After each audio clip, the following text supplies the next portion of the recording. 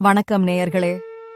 நமது கோவில்களைப் பற்றிய அரிய தகவல்களை அளிக்கும் எங்களது ஆலய துளிகள் யூடியூப் சேனலில் இன்று நாம் காணிருக்கும் கோவில் கம்பம் கம்பராயப் பெருமாள் காசி விஸ்வநாதர் கோவில்.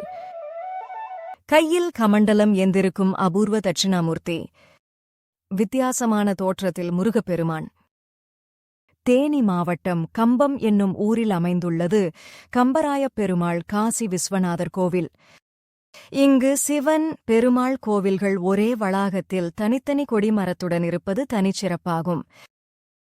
தாயார் திருநாமம் அலமேலுமங்கை, அம்பிகையின் திருநாமம் காசி விசாலாட்சி.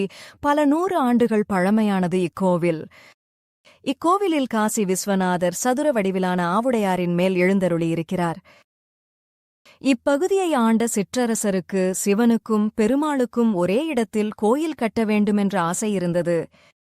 அவரது கனவில் தோன்றிய பெருமாள் மேற்கு மலை தொடர்ச்சியின் அடிவாரத்தில் ஒரு கல் கம்பம் இருப்பதைச் சுட்டிக்காட்டி அவ்விடத்தில் தனது சிலை வடிவம் இருப்பதை உணர்த்தினார். அதன்படி மன்னர் சிலையை எடுத்து வந்து இங்கு பிரதிஷ்டை செய்தார். கம்பம் அருகில் கிடைத்தவர் என்பதால் சுவாமிக்கு கம்பராயப் பெருமாள் என்ற திருநாமம் சூட்டினார். அந்த ஊருக்கும் கம்பம் என்றே பெயர் வைத்தார். பின்னர் காசியிலிருந்து லிங்கம் கொண்டு வந்து பிரதிஷ்டை செய்து இருவருக்கும் ஒரே நாளில் கும்பாபிஷேகம் செய்வித்தார். இங்குள்ள தல விருட்சம் வன்னி. இந்த மரத்தை பிரம்மாவாக கருதுகின்றனர். அதனால் மும்மூர்த்திகளையும் வணங்க ஏற்ற தலம் இது. இக்கோவிலில் சக்கரத்தாழ்வாருக்கும் சன்னதி இருக்கிறது.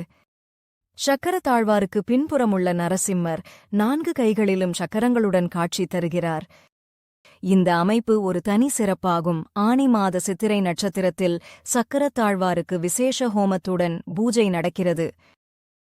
பொதுவாக சிவாலயங்களில் தட்சிணாமூர்த்தி இறைவன் சன்னதியின் சுற்றுச்சுவரில் கல்லால மரத்தின் கீழ் காலின் கீழ் முயலகனுடனும் அருகில் 4 சீடர்களுடனும் காட்சி தருவார். ஆனால் இக்கோவிலில் காசி விஸ்வநாதர் சன்னதியின் சுற்றுச்சுவரில் எழுந்தருளியிருக்கும் தட்சிணாமூர்த்தி வித்தியாசமான தோற்றத்தில் காட்சியளிக்கிறார். இவர் இடது கையில் கமண்டலம் ஏந்தியிருப்பது நாம் வேறு எந்த தலத்திலும் காண முடியாத காட்சியாகும். யோகப்பட்டை அணிந்திருக்கும் இவரது தலைக்கு மேலே கல்லால மரம், காலுக்கு கீழ் முயலகன் மற்றும் சீடர்கள் கிடையாது. பீடத்தில் நாகம் மட்டும் இருக்கிறது. தனது பக்தர்களின் சாப விமோசனத்திற்காகவும் தோஷ நிவர்த்திக்காகவும் இவர் கையில் கமண்டல தீர்த்தத்துடன் காட்சியளிக்கிறார். குரு பெயர்ச்சியால் பரிகாரம் செய்ய வேண்டிய ராசிக்காரர்கள் இவருக்கு வன்னி இலையால் அர்ச்சனை செய்து வழிபடுகிறார்கள். முன்புறம் 5 முகங்களும் பின்புறம் 1 முகமும் கொண்ட வித்தியாசமான தோற்றத்தில் முருகப்பெருமான். இங்குள்ள முருகப்பெருமான் சண்முகநாதர் என்றழைக்கப்படுகிறார். 6 முகங்களைக் கொண்ட இவருக்கு முன்புறம் 5 முகங்களும் பின்புறம் 1 முகமும் இருப்பது வித்தியாசமான அமைப்பு. செவ்வாய் தோஷ நிவர்த்தி பெற திருமணத்தடை நீங்க இவரிடம் வேண்டிக் கொள்கிறார்கள்.